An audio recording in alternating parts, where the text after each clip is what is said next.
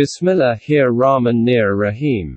Jihad is not terrorism. Ghulam Ahmad Parwez. Translated by Shahid Chowdhury.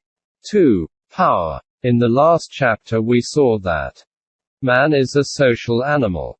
Collective life, society, is essential for his survival. Forming and establishing a society is known as state. A state requires a system. The establishment and stabilization of this system is based on power. The various types of states proposed by man are all based on the principle that some people have the right to rule over others and also draft laws for them. Man-made laws are based on the requirements of governance and not on human ethics. Moral laws are given by religion, which is based on worship of God or some other deity. Politics is separated from religion and both remain unrelated. Islam presents a system of state in which Allah is the central authority and only He is the sovereign, and the state is the means and the medium to implement the laws of Allah. In this context, the first question is, how would such a state be established? We have seen that there is no compulsion in Islam. Aim is to ponder over the divine facts with patience. If in the light of reason and knowledge these facts appeal to the heart and intellect, they should be accepted for their verity and adopted as the ideal goal of life. In this way the people believing in the truth of the Quran form one community. When this community becomes formidable, it will formulate a system of state in which the realities, on which its members believe with reason and knowledge, will become the code of their practical life. In other words, these facts will take the form of laws and constitution. But so far the role of power has not been mentioned.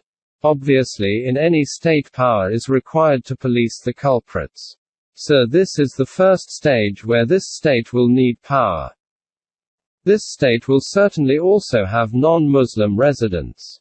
The state shall be responsible for protecting their lives, belongings, religion, places of worship and honor. Power will be required for this protection. It is also possible that these people might try to rebel against the state. Again, power is needed to defend the state. Jihad and qital. Besides, it is also possible that other states put hindrances in the formation of this new state, or they try to attack and destroy it after it has been formed. So, power is needed to defend the state. And the act of defense might escalate into a full-fledged war. So for the establishment, stability and existence of a Quranic state, regular struggle and strife is required. Subsequently, a situation might arise when armed combat becomes inevitable. The Quran has used the word jihad for regular struggle and strife, whereas for armed combat the term used is qital. This shows that though qital is also a part of jihad, every act of jihad, struggle, is not qital. Armed combat, war. Those who overlook this difference, deliberately or unknowingly use the word jihad for qital. And, since the Quran has laid a lot of emphasis on jihad, their propaganda is, look, the Quran at every step instigates a Muslim to wage holy war against infidels. It would be interesting to note as to precisely when and under what circumstances armed combat was first allowed by the Quran. The last messenger began his mission in Mecca and started forming the Muslim community. At that time there was no question of using force. Deen was presented through logic and reasoning. People accepted it wholeheartedly after pondering over its principles. But the Quraysh, the local Meccans, the tribe of the Prophet, opposed the mission of the last messenger vehemently. When this opposition reached dangerous proportions, the messenger migrated to Medina, where the atmosphere was conducive for the establishment of the deen. But, even there the Quraysh did not allow the messenger and his followers to live in peace. They marched towards Medina with a large contingent of armed men. Now, the Muslims had just two options: get killed by the Quraysh, or to make a last effort for their survival in the battlefield. Allah approved of the latter option for them. That was the first time the Muslims were allowed to participate in a war. To those Muslims against whom war is waged, permission is given to fight, because they have been wronged, and Allah is indeed able to give them help. They are those who have been expelled from their homes in defiance of right, for no cause, except that they say, only Allah is our sustainer. 22:39-40. The Quran goes on to state, they are those who, if we give them power in the land, establish Salat, the political system of Islam, and provide to human beings the means and resources of development, enjoin the right and forbid the wrong. All their affairs would be decided in accordance with the laws of Allah. 22:41. These verses clearly show as to when and why the Muslims were allowed to take up arms. This principle should always be kept in mind, that Islam is the strongest advocate of religious freedom in the world. It allows religious freedom to every community of the world, and it is obligatory on the Muslim community to protect this freedom. Since it guarantees religious freedom to every community, it has the right to safeguard its own freedom. When the sword, arms, is to be used to religions other than Islam, religious freedom incorporates nothing more than the liberty to perform the acts of worship and religious rituals. Muslims will, of course, accord this freedom to all. But, to them, this is only a small part of the deen, religious freedom being much more than that. The deen encompasses every aspect of human life. Therefore, according to their deen, religious freedom means functioning of their system of state in complete independence without hindrance or interference from others. Muslims will thwart all efforts aimed at obstructing and disturbing the formation of their system or conspiring to destroy it. Initially, Muslims will try to resolve the matter through dialogue and treaties employing peaceful methods. If these efforts fail and the oppressive forces do not mend their ways and, intoxicated by power and wealth, keep on violating human values, Muslims, armed with swords, shall enter the battlefield, where they will either win freedom for their deen or become martyrs. To a Muslim it is 1,000 times better to die while defending the truth than to live in a system opposed to the laws of Allah. A Muslim never wants to be a slave to another man. He will not breathe in the polluted atmosphere of a system that does not run in accordance to the laws of Allah. From a worldly point of view, such a system might offer him unlimited guarantee of peace and security, but he is not going to accept it. For him the definitions of peace and disorder are entirely different. If a government forcefully crushes robbery, looting, violence, etc., and thereby the populace can live in peace and security in their homes and can travel safely, it is considered a peaceful regime because there is no disorder and evil under its jurisdiction. Surely, Islam too is against disorder and evil. But it goes beyond this. According to Islam, the real peace and security lies in the fact that man remains slave only to Allah and not to any human being, so as to receive felicity and prosperity in this life and in the hereafter. This system of state is called haqq, truth. Apart from this, all other systems are batil, false. Disorder occurs when haqq is made subservient to batil, or, in other words, the system of state is not in accordance with the divine laws. The Quran states, "And if the truth had followed the desires, verily there would have been disorder in the heavens and the earth and all being therein." We are saying that the truth should not be subservient to human desires because it is for their own benefit and dignity. But their attitude is so wrong that they turn away from their own honor and respect. 23:71. Therefore, the Quran specifically states that those who believe in the laws of Allah with reason and knowledge fight in the cause of Allah, so as to establish His system. On the contrary, those who reject the divine revelation fight for the cause of ungodly authorities. So those who believe should fight the friends of Satan, without fearing their power and resources. Remember that in the face of the truth, feeble indeed is the cunning of Satan. 476. Permission for war. In the above verse, difference between a mo'min, believer, and a kafir, non-believer, is clearly marked. Those who fight in the way of truth so as to establish the kingdom of Allah are mu'minin. And those who fight to establish any other system are kafirin. As such, when people or states create obstructions in the establishment of the system of Allah and conspire to destroy it, and all peaceful methods have been exhausted to stop them, it is permissible for Muslims to take up arms against them. These were the circumstances when for the first time Muslims were allowed to unsheathe the sword. Let us ponder once again over the verse that gives permission to participate in a war. To those Muslims against whom war is waged, permission is given to fight, because they have been wronged, and Allah is indeed able to give them help. They are those who have been expelled from their homes in defiance of right, for no cause, except that they say, only Allah is our sustainer. Did not Allah check one set of people by means of another? There would surely have been pulled down monasteries, churches, synagogues, and mosques, in which the name of Allah is commemorated in abundance. Allah will certainly aid those who aid His cause. For verily Allah is full of strength, exalted in might. 22. 39-40. The details and exposition of this can be found at various places in the Quran. The fundamental principle is that you should only fight those who aggress against you and leave you no option but to fight.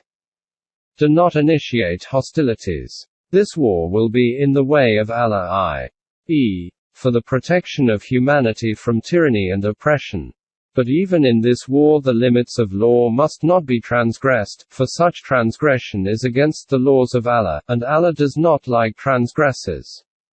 2. 190.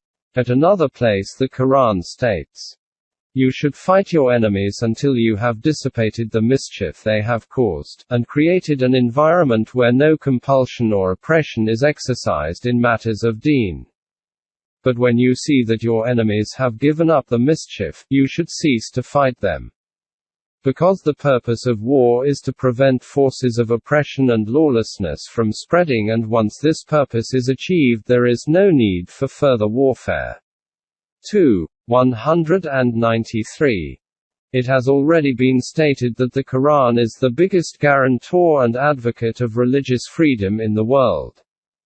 This freedom also includes the right to preach and propagate your religion with the condition that the feelings of the followers of other religions are not hurt and the motive is not to further political cause. Besides, deceitful methods of preaching should not be adopted. The Quran wants this type of freedom accorded to its followers as well. Honoring treaties. The Islamic State will enter into treaties of peace and security with other nations. And if any nation violates these treaties, under certain circumstances war would become inevitable. Honoring of treaties is a fundamental teaching of the Quran. According to the Quran, those who violate this principle are grave offenders. It charges the Jews with violating this principle, and history testifies that they always did so. And today those who are rejecting the truth have always been in the habit of breaking promises.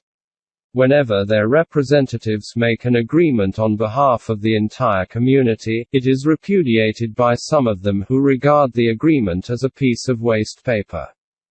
This is because most of them have no faith in the divine laws. 2. 100. The Quran states that those who reject the laws of Allah are also guilty of violating this principle. So far are they from adhering to the terms of the treaties made with the divine order, they do not even respect their ties of relationship with the believers. These are the people who have transgressed beyond all limits of social and political behavior.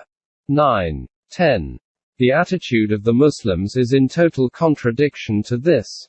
When they enter into agreement with anyone, they fulfill it. 2. 177.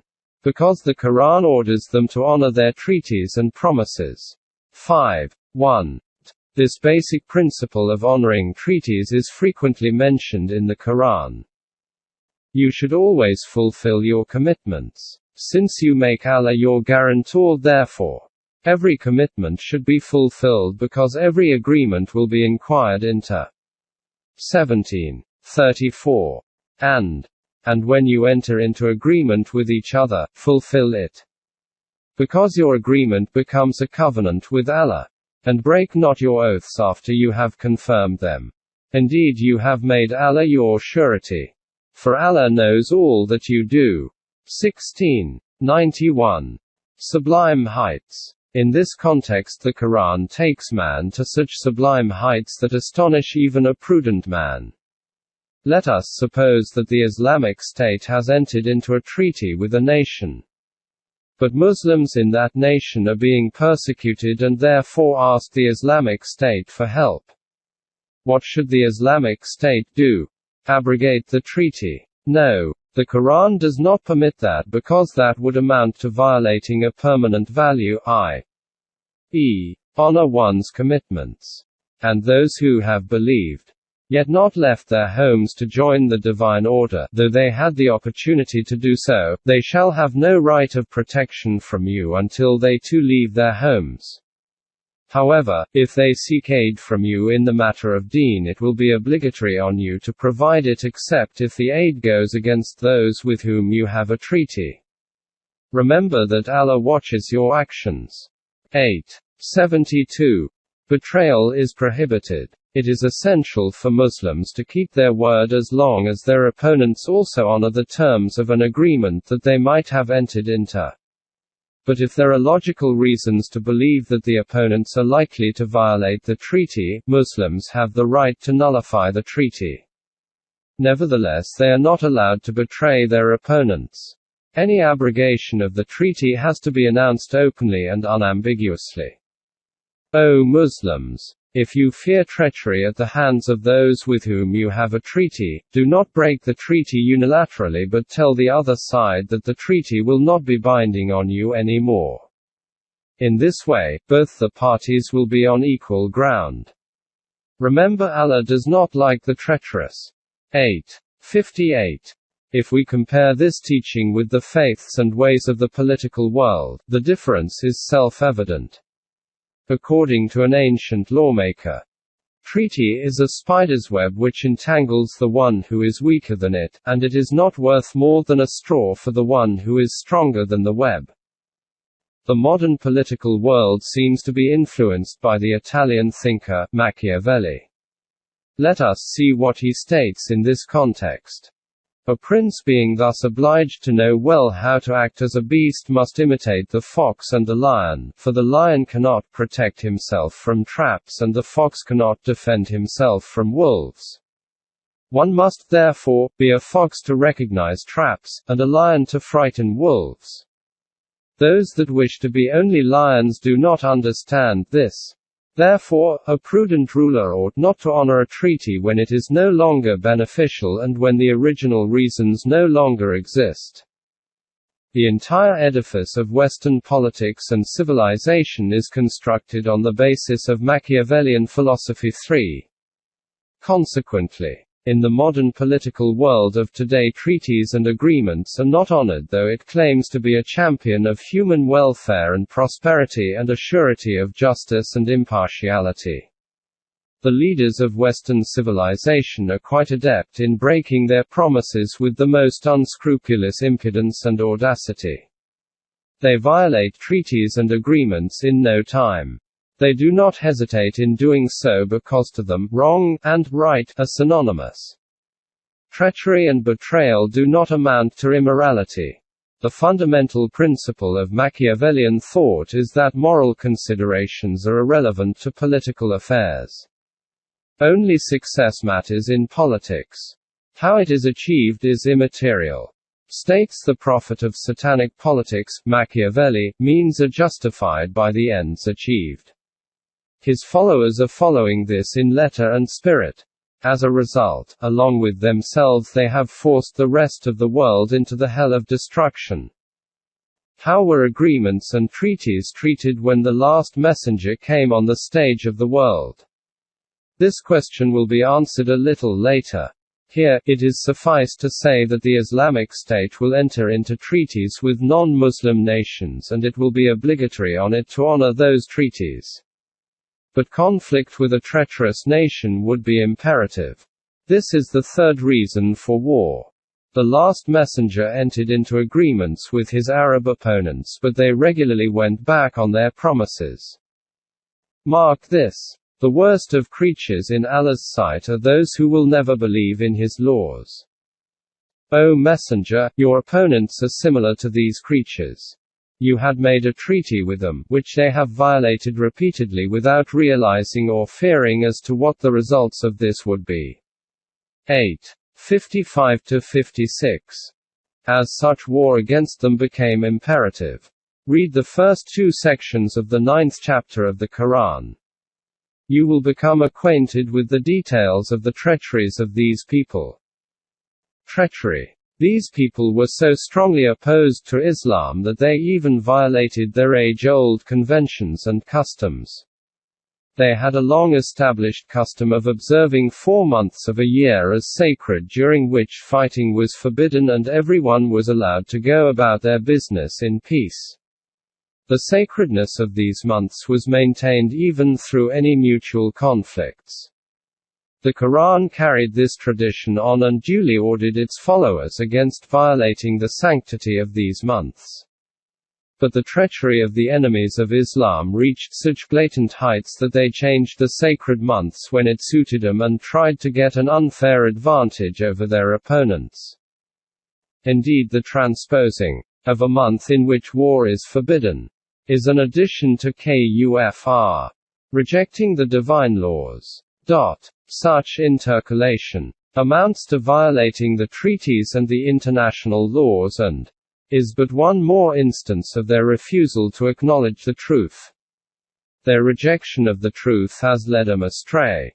For they declare a month to be sacred 1 year, and forbidden another year, in order to agree with the number of months forbidden by Allah and make such forbidden ones lawful. The gains that accrue to them in this way seem very fair to them. But Allah does not grace with His guidance people who refuse to acknowledge the truth. 9:37. This is the worst form of treachery, and the Quran calls it an addition to kufr. Rejecting the laws of Allah. War against oppression. Owing to the preaching and propagation of Islam, people in other nations might also become Muslims. If any nation is violent against such new entrants to the way of Allah, then it is the responsibility of the Islamic State to help and protect them. In such circumstances, if efforts of peace and negotiations fail, war becomes essential. O Muslims! What is the matter with you that you do not fight in the cause of Allah? Do you not hear the cries of helpless and oppressed men, women and children? They are crying, O our sustainer! Rescue us from this town, of which the people are oppressors. Give us from thy presence some protecting friend. Give us from thy presence some defender. 4:75. If oppressors and their acts of tyranny and oppression are not prevented, the weak will have no life. Therefore, the Quran orders Muslims to help the oppressed. Remember, those who reject the divine order and those who are oppressors are friends to one another. If you do not act against them as directed by Allah, there will be disorder, chaos and corruption in the land. 8:73. Though these verses are in context of the people of Mecca but are applicable universally. This means that it is the duty of the soldiers of Allah to protect the oppressed irrespective of their religion, community, color, race and nation. The mission of life of these soldiers is to maintain the honor of humanity, and in this process they can even lay down their lives. If no one stands up for the weak and the oppressed, this world will become a predator's den. We are already witnessing that, owing to the high-handedness of the West, there is no peace and safety for the powerless in this vast land of Allah. Hence the Quranic orders to defend the weak. And if Allah did not check one group of people by means of another, the earth would indeed be full of mischief and disorder. There would not have been peace and justice.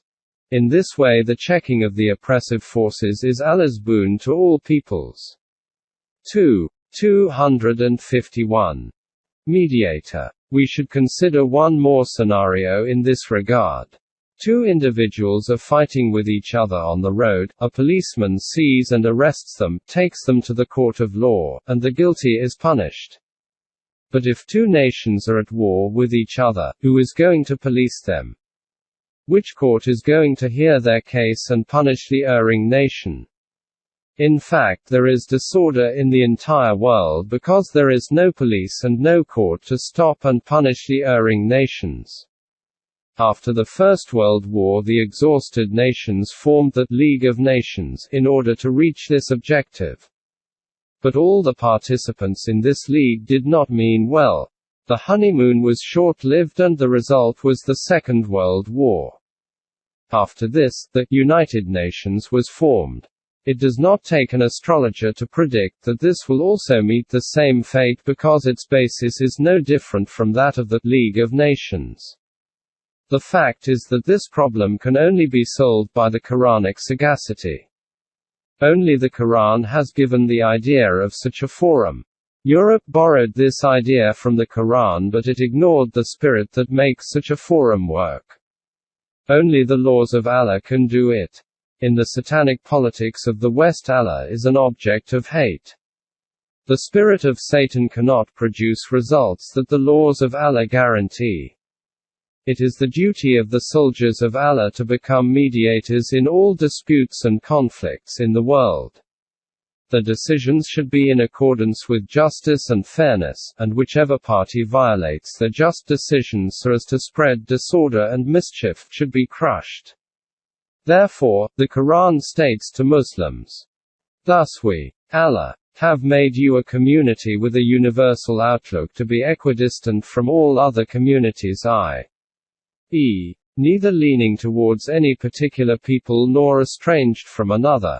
Your responsibility is to keep a watch over the activities of other people of the world, to see that no nation oppresses another, and the responsibility of the messenger, being the head of the state, is to keep watch over your activities."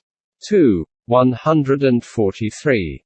Punishment for rebellion. These are the circumstances in which the Quran allows Muslims to wage war. Apart from these, there are 2 or 3 other conditions that pertain to the internal management of the Islamic State.